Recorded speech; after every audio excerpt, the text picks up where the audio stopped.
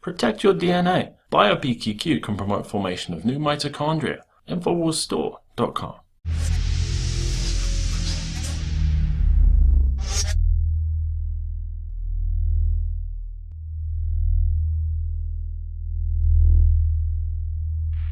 Audit the Fed?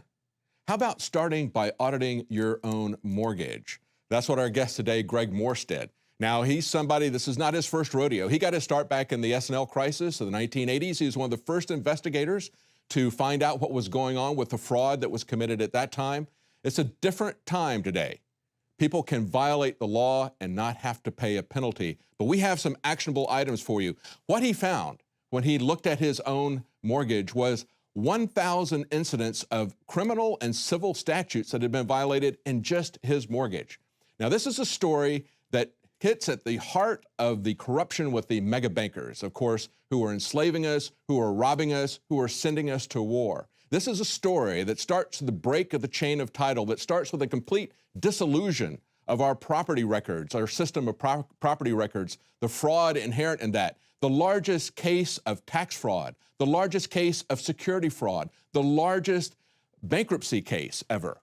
All of these things are part of this story that we're going to cover. And of course, it leads from the beginning of your mortgage and the breaking of the chain of title up through the Federal Reserve to Swiss banks to black operations that are funded out of that money that is then hidden. So we're going to give you a plan of action. We're going to tell you what you can do to basically kick the globalist bankers in the nuts and to do something about throwing their employees on Capitol Hill in jail. Joining me on the phone tonight is Greg Morse. Now, Greg's a former F-4 Phantom driver for the U.S. Air Force, U.S. Navy, and a lieutenant commander for the U.S. Navy. He was self-employed for 30 years in real estate, all areas of aviation industry as well. And this is key. He was one of a very small group that uncovered the savings and loan crisis in 1985. Tell us a little bit about what you discovered back in 1985, because that has some bearing on how you got back involved with this particular instance. David, what we found was that back in those days, the S&L entities were prone to lying about their economics to the public on their reports with, at that time, the Federal Savings and Loan Insurance Corporation, similar to the FDIC for banks. And what they were doing is they had two sets of books, basically. They were telling the world that the picture for their institution economically was one thing, when in fact the reality on the second set of books was something totally different. Now, you got involved in this at the very beginning because of your personal issues. You're working with a bank to finance an aviation business that you're working on at the time, and you found out that your bank was insolvent, right? Yeah, they were claiming they were $1 billion plus in the black, and in fact, when we went over and got involved with Fislick over in Las Colinas, over in the mid-cities area of Dallas, they were over $400 million in the red. Wow. In the late 2000s, you had some people contact you and ask you if you would look into this. You weren't directly involved because you didn't have a loan that was in default, but they asked you to take a look at this, right? That's correct. I had a home mortgage, but at that point I was basically retired, David, and the only thing I had was a current note, never late. What we found and have documented on our website, in my singular mortgage, we identified over 1,000 individually documented and legally cited events of either outright fraud or statute and code, state and federal violations of law. Okay, now I want to go over the tax fraud issues, the security fraud issues, what's going on in the bankruptcy court. And as I pointed out in the introduction, this is the largest tax fraud case ever. It's the largest security fraud we've ever seen. And of course, the largest bankruptcy we've ever seen. And this ties into black operations, terrorist events, overthrows of government. We want to get into all that. That's the big picture, but let's take it a little bit at a time. Let's first go to the tax fraud issue. Explain the significance of the fact that you filed a RICO civil lawsuit in 3 states. Why did you do that for? We filed it because we've had a federal civil pro se, meaning I represent myself, lawsuit filed initially in the Eastern District of Texas Federal District Court.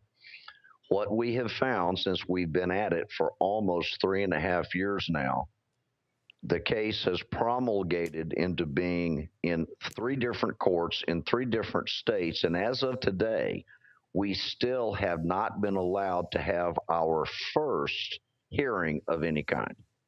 Wow. So what they've attempted to do clearly, and it's all on the docket, we can prove every single word we're saying with court entered documents on the court dockets, is that they don't want the evidence, which now exceeds 15,000 pages. They don't want that evidence coming out. So what they've tried to do is to play the shuffle off the Buffalo country boy kick the can routine with us by judges lying, lawyers lying, submitting fraudulent documents. Then we challenge them. They admit on the record that, yes, they did submit fraudulent documents. We're sorry. We didn't think you really wanted us to tell the truth. But now that you're motioning us for sanctions and motions to compel, now we'll give you the real truth. So they've been trying to keep me, in addition to the threats and all the rest of the malarkey that goes with it, they've been attempting to keep this case from coming out into the public. Not because of me. This is not about my case. This is about the fact that we have been able to take what we learned going down that rabbit hole, and we have been able to determine 3 things. 1, it is in fact the largest income tax evasion fraud in recorded history in this country. Second, it is the largest securities fraud in recorded history. And thirdly, a significant percentage, and until we were to, under legal auspices or the joint congressional hearing that we're pressing for, got the hard drives of data from the other entities involved, David. I can't give you an exact percentage or dollar amount, but many of the dollars that were stolen from the American public through the mortgage crisis found their way through the Depository Trust and Clearing Corporation at 55 Water Street in Wall Street. They went from there to the Federal Reserve, then to the Union Bank of Switzerland, and many of those funds have been used to proffer terrorist activities and black ops. And we got your website up there right now. Give us that website address. It's that we have 2 of them. It's saveourfamilyandhome.com. That's what we're seeing right now. That's our evidence repository. And then redpillreports.com is our news marketing organization that communicates everything we're doing. Now, one of the things I said in the introduction was this even touches on possibly on some of these banker suicides. We've seen a rash of banker suicides at a time when these guys are doing really well. And it's not like it's the Depression where they're jumping out of windows, but a lot of people have died under mysterious circumstances. But I want to go to this, and that is Brad Birkenfeld. Now, he got $104 million from the IRS for exposing secretive banking operations and tax evasions involving UBS and the Swiss banking system. That all came about because of Brad Birkenfeld's whistleblowing. Yet, when he came to the Department of Justice with this information, nobody went to jail. Even after all this came to light, nobody went to jail except for the whistleblower himself, Brad Birkenfeld. That's where he met Scott Bennett in prison. Scott Bennett was in the Army. He was with Booz Allen Hamilton, blew the whistle on some of the things that he discovered to his superiors. He was sent to jail, I believe, on some trumped-up charges that look pretty phony. They spent 6 months living together in this white-collar jail up in Pennsylvania, at which they exchanged documents, stories, and dotted the I's and crossed the T's.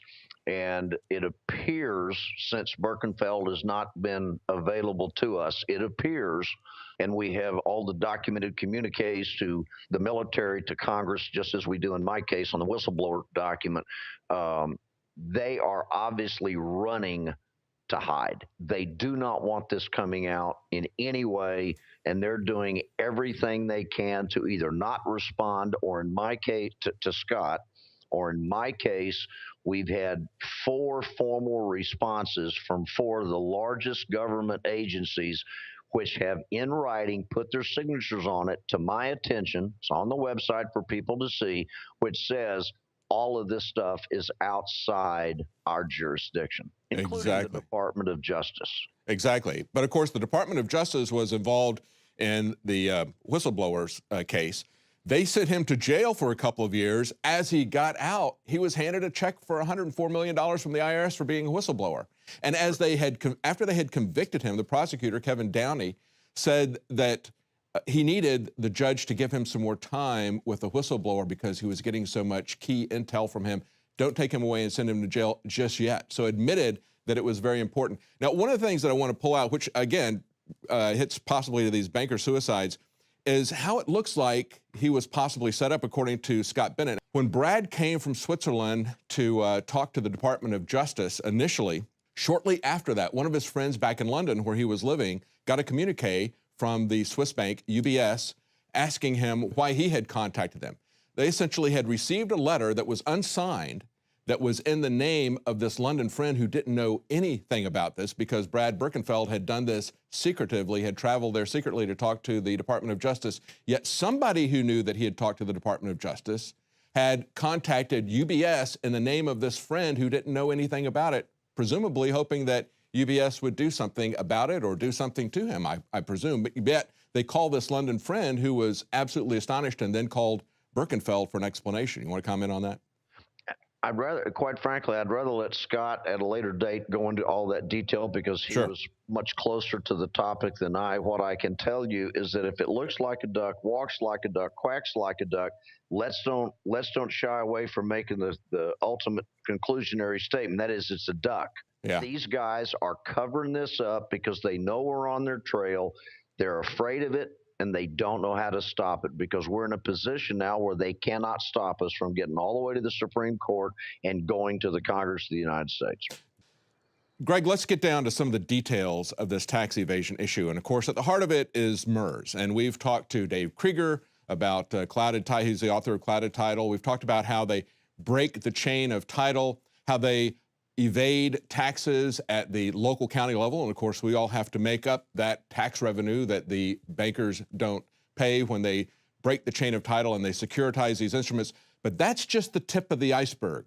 That's the key to the tax evasion. And it gets down to something that I think a lot of people may not understand, and that is the REMICs that were created in the late 1980s, real estate mortgage investment conduit. Tell us a little bit about how that is at the core of the tax issue, the REMICs. Okay, it's real simple, and I'm going to keep it very short. Mm-hmm. The procedure goes like this. You buy your house, it gets commingled into a trust, just an outright trust. Typically, of the thousands and thousands that were developed, they were, for the most part, all done under the trust laws of the state of New York, for obvious reasons, which we'll talk about. What would happen is that when those trusts were cleared out, meaning they said, we've got enough in this one trust, what would happen is they would typically file reports with the SEC for anywhere from 9 to 15 months. At the end of that period, they would file another SEC form, and I'm not even going to quote the forms because I don't want to confuse people with all the technical intricacy. Yeah. But they would file a form, David. It is not a form that requires review, scrutiny, or approval by anybody at the IRS or the SEC. It's a simple filing. They file this form and they say three things. One, we now have less than 300 owners of this trust. Mm-hmm. Number two, therefore, we are going to opt out of paying federal income tax.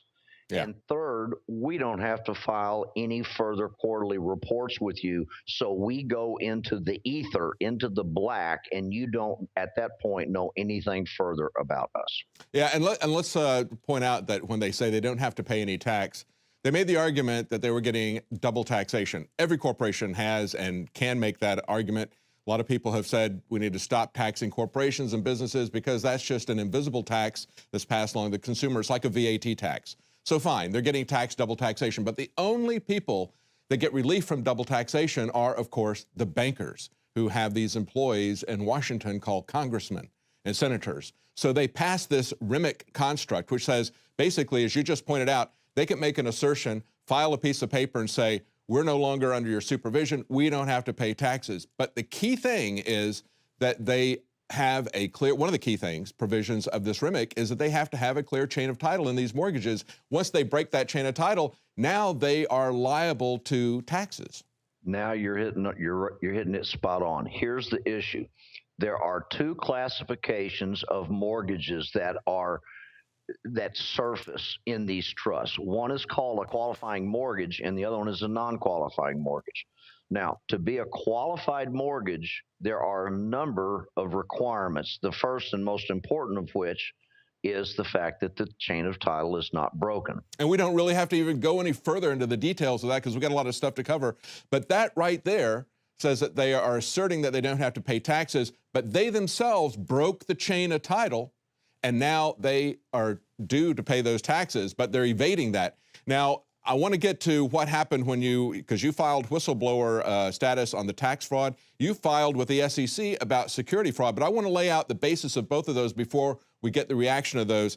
One thing I want to tell the audience, and I got this from the American Bar Association's website, talking about MERS. They say MERS is a separate corporation, of course, acting solely as nominee for the lender and lender successee. And on every one of these mortgages, they'll put down the quotation that MERS is now the mortgagee under the security instrument. However, they point out on the American Bar Association that MERS is not named on any of these notes. And they say, well, this is interesting because the legal status of the private recording system was not modified by Congress. And so they created their own rules, their own laws, their own organizations. It was the banks who created MERS. It was the banks who created DTCC that we're going to talk about here in just a moment. But then they point out this. They said this would cause REMICs, what we're talking about, breaking the chain of title, this would cause those REMICs to lose their preferred tax status. Surprisingly, the American Bar Association says, surprisingly, however, the IRS appears to be unresponsive to the issue so far. And this failure probably contributed to the financial crisis to some extent. You think so? What do you think, Greg? I think that's a well-chosen set of politically correct terms all put together in complete sentences. It's baloney, it's malarkey, it's fraud on the American people, it's a lie. Yeah. They broke the chains of title as soon as that mortgage went into MERS. And we have all of the MERS internal control documents that other people do not have. Mm-hmm. Those documents show clearly that their intent was to, by design, separate the mortgage or the deed of trust from the note.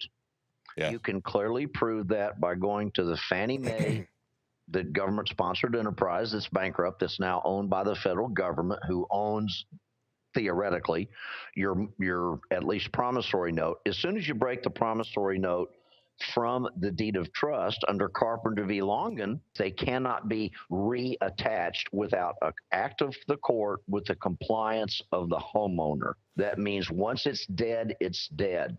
Mm-hmm. That means that when the chains of title are broken, they're no longer qualified to be in a trust. Then when they make the tax I want to call it tax avoidance election by being classified as a real estate mortgage investment conduit, they lose that tax exemption because the underlying mortgages no longer legally comply with the law. That's right. Tax avoidance at that point becomes tax evasion. They're breaking the law. I want to move on quickly to the security fraud because I find it interesting that MERS, and for those of you who don't, that's the Mortgage Electronic Registration System. That was created in 1995. It was created by the banks, for the banks, to serve the banks. They also, around that time, in 1999, they established the Depository Trust and Clearing Corporation, DTCC. So they're creating these new organizations, these new structures, completely changing the rules of how we pass title of property along. Always in the past, that's been done with recorded mortgages at the local courthouse. There's been a clear record of who owns what as title pass on. They broke all of that. They did it with electronic system, and then they create this DTCC. And before I get your comments on this, I just want to tell people, in 2011, DTCC settled the vast majority of security transactions U.S. close to $1.7 quadrillion in value, did it worldwide. In 2007 alone, they settled transactions worth $513 trillion. They processed 325 million book entry deliveries, and they retained custody of 3.5 million security issues worth about $40 trillion, including securities issued in the U.S. and more than 100 other countries. That's why this is an international story. This isn't something that just affects homeowners in the United States, but it affects investors who are domestic, investors who are abroad. Let's talk now about this other creation besides MERS that they created as they were changing all the rules. And I think this is key, Greg. This is not something that just happened. We have been saying this all along. Many people have been saying this all along. Of course, the collapse in the mortgage industry wasn't something that was just happened. This was built up, deliberately created with these illegal constructs, changing the rules of the game, doing this without any oversight, pumping the industry up and then bursting the bubble and then getting bailed out. And that's what we see now. But we're going to go even further than this. As you point out, we're going to follow this all the way into the Black Ops. Talk about DTCC. Talk about their connection to the Federal Reserve. They're the single largest, most powerful private entity who sits on the Federal Reserve, i.e. they control the Federal Reserve. Yes, exactly. Now, talk about how you've seen, we see the securities fraud, right? Because if we start out with fraudulent documents and they sell these fraudulent documents where they don't really have a perfected chain of title, that's security fraud, right? Correct. Okay. So now you've taken this information, you filed a whistleblower status with both the IRS and the SEC because they both have programs where if somebody sees illegal activity, there's a legal procedure that you followed. You got recognized by that to say, I've seen problems here. Here's the details. You sent them a ton of information. Tell us about that. The only thing we've received from the IRS and the SEC are legal notifications saying that our filings are in compliance with law, and they will, when they get around to it, take a look at it. This is a huge crime, and we've seen a lot of bankers, they've been ruled suicides. You're exposing the largest tax evasion case, the largest security frauds case, and you're involved in the largest bankruptcy case. You've had some pushback against the personally also, haven't you? Oh, yeah. Death threats, personal attacks, house break-ins, vehicle defamations, all kinds of things. Yeah. They're doing everything and it's all SOG stuff. It's not Bloods and Crips. It's all Special Operations Group coming out of Langley because the tells are all real clear. And I come out of the asymmetric warfare background. And so the tells are all there. So we know what they're doing. And the only way we're going to get this out, David, is to get the American people to be aware of the magnitude and the size of this problem and the degree to which they are all being affected. It affects your 401k. It affects your checkbook, all the topics that you've discussed for a long time on Infowars. It affects all of those things. Yeah. And the conclusion is that they're taking the money from us illegally, and then they're using it to kill not just homeowners who have, divorces and family breakups and stress and suicides. They're using it to fund those very people that turn around and kill our men and servicewomen. And we've seen that just this last month. We've had a lot of families and survivors in the military sue 6 banks saying that they've been funding terrorism. And this is something that's going beyond money laundering. This is what you're talking about is direct funding. And we've talked about this for a long time. This is a way, if we can break this, if we can expose this. And I want to talk about how people can get directly involved because people get so frustrated in this. They say, well, we got all this information and we don't know what to do with it, or nothing has been done about this. You've got a plan of action. People can join in on this. It's not going to cost them anything to do this. But let's first talk just really briefly about the largest bankruptcy in history, because you sent all of this information to, they've now declared bankruptcy, 51 entities, the largest bankruptcy in history. You sent all this information to the bankruptcy judge there, and what did he do? The bankruptcy judge, Judge Martin Glenn, said, I'm not going to look at this evidence. Now, you have standing because of the RICO statutes. That's part of why you filed these RICO lawsuits, I should say. That's part of why you filed them. Yes, and it is illegal for him not to accept and put on the docket our evidence, which we did eventually get done, but not because the judge was allowing himself to behave in a legal, ethical, proper manner. Okay, now one more thing I want to cover on the bankruptcy thing, and then we'll get to the action item here. And that is what's happening with Berkshire Hathaway, our favorite billionaire Warren Buffett, and another company called Ocwen that many people may not know about. But Ocwen has been indicted for criminal activity in 49 states. Now, Warren Buffett and Ocwen have a special deal on this fire sale from the bankruptcy court. There's $400 billion worth of mortgages that it looks like they're going to get for $5 billion. That's not even pennies on the dollar. That's for like 1 cent on the dollar. But there's something else that's even more important than that. Tell us about the way they can shield the information with this and why they would want to do that. Well, it's real simple. It gives them the ability, David, to cover up their fraud. Judge Martin Glenn has already found and ordered that Berkshire Hathaway, i.e. Warren Buffett, and Ocwen Loan Servicing are termed what's called bankruptcy remote. That means when they buy this $400+ billion worth of mortgages that affect I think it's 2,200 and something total mortgages, because we broke this case. I was the first one that went after this because I knew what was going on. I was a party to it, and I challenged them.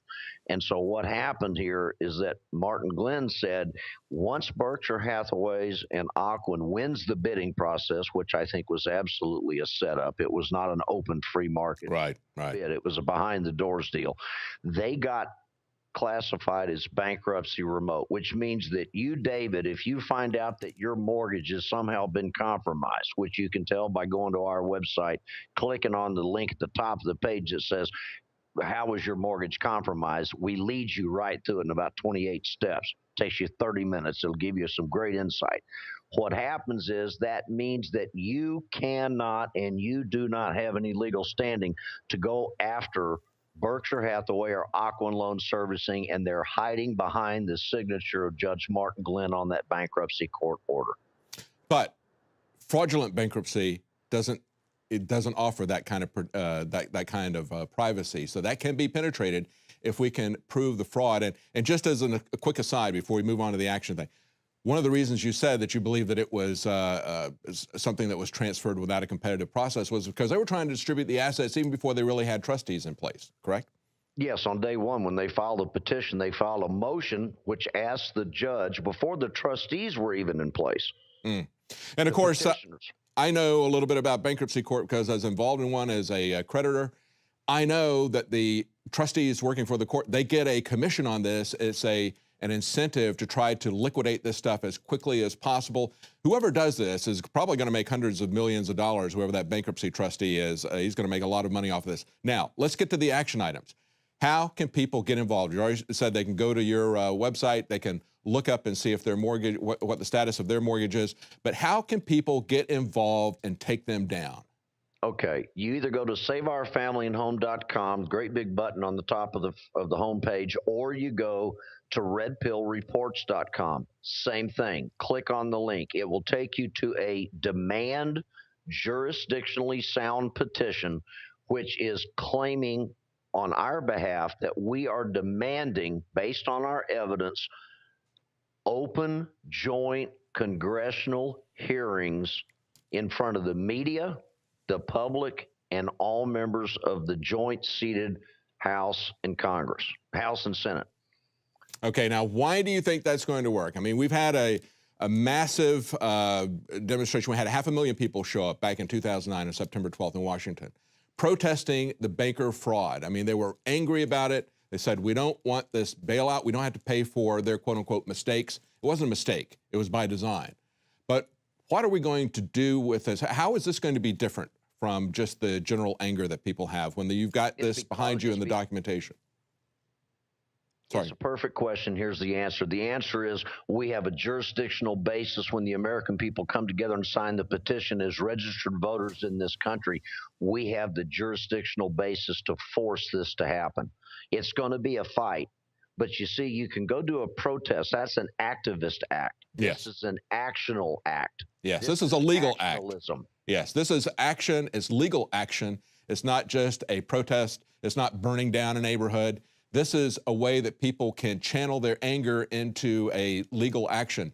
And of course, they can sign that petition for free. They can get the letters for free at your website that they can send a template that they can send to their congressman. You've sent all this information to all the congressmen and senators, as well as all these different federal agencies that basically don't want to do anything with it.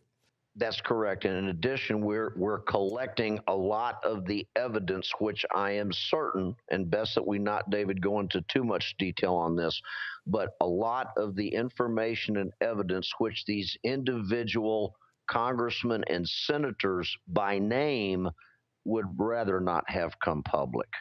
So we're preparing for an all-out, constitutionally republic-based, peaceful, jurisdictionally empowered action against them, and we will disclose all the information that we have if they try to push back, cover up, or don't give us the hearing.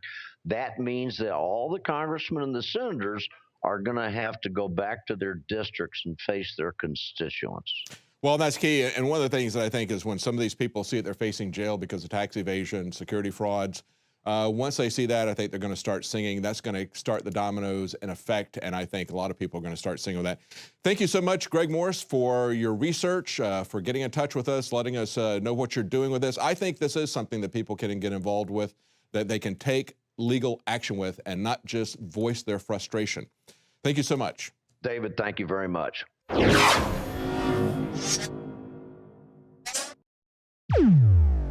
Alex Jones here to tell you about how you can help spread liberty worldwide while also enjoying what I have found to be the best tasting 100% organic coffee on the planet. For more than a decade, my favorite coffee has come from the high mountains of southern Mexico, where the Chiapas farmers grow their unique shade-grown Arabica beans. We have now managed to secure these sought-after beans in a highly customized blend. Discover and try a bag of the Patriot Blend 100% organic coffee at InfoWarsLife.com. This coffee gives you a long, smooth pick-me-up for hours without the headaches and heartburn that so many other coffees give me personally. Hands down, this is my favorite coffee, and it's taken us years to secure connections directly to the Chiapas Mexican farmers. Drop by the site today, order a bag or two, and I don't think you're going to be disappointed. Available in original or with our immune support infusion blend. You will be supporting a free press, all the while enjoying a truly great-tasting cup of my favorite coffee. Available at InfoWarsLife.com. The facts are in. The studies are legion. Sodium fluoride and other toxic members of the fluoride family are devastating the health and cognitive ability of the American people. So why are the social engineers adding it to the water? Simple. Dumb down the host population that the parasitic technocracy is feeding on. We may not have been able to get fluoride out of the water supply yet, but we can help to get it out of our bodies. I am extremely excited to announce the exclusive InfoWars Life Fluoride Shield formulation, fusing 6 of the best documented ingredients from around the world to help the body remove not just toxic fluoride residues from the body, but a whole host of toxic substances. Let's take a stand against the globalists by blocking their poisons with Fluoride Shield. I use Fluoride Shield every day. Secure your Fluoride Shield and other pioneering formulations at InfoWarsLife.com today. Let's start cleansing our bodies now and support the Info War at the same time. That's InfoWarsLife.com.